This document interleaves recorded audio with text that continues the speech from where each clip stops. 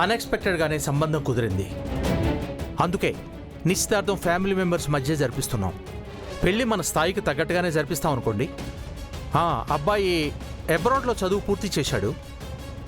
మంచి సంబంధం, రెప్యుటేషన్ ఉంది ఫ్యామిలీకి.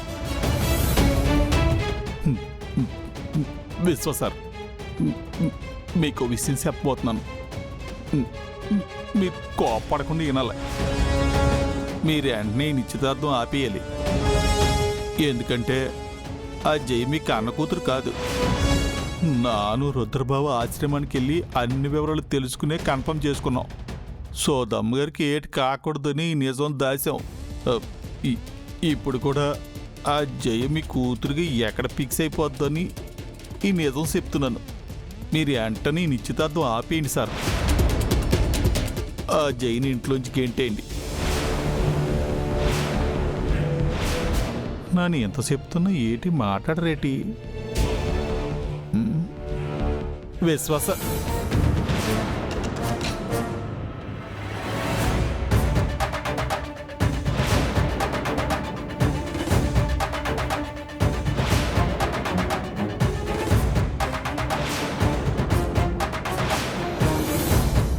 మీరందరూ కలిసి చేయబోయే ఈ పని వల్ల ఎంత పెద్ద గొడవ తప్పిందో తెలుసా? టైంకి విశ్వనాథ్ మామయ్య వెళ్ళిపోయి నేనొచ్చాను కాబట్టి సరిపోయింది. అదే ఆయన వినుంటే, అంటే మీరందరూ ఏమనుకుంటున్నారు? నాకు నిజం చెప్పడం చేత కాదనుకుంటున్నారా?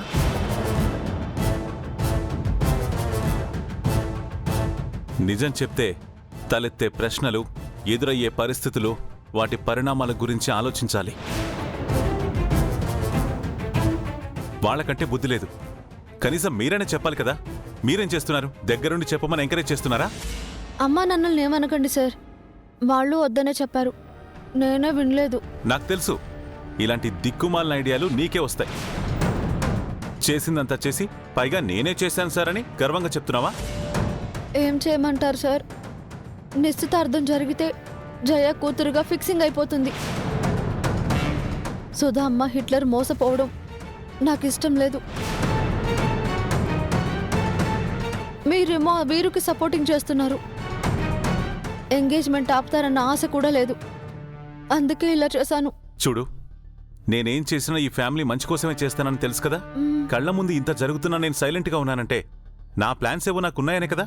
అరే, నా మీద మీకు ఆ మాత్రం నమ్మకం లేదా? నమ్మకం ఉంది సార్, కానీ నిశ్చితార్థం...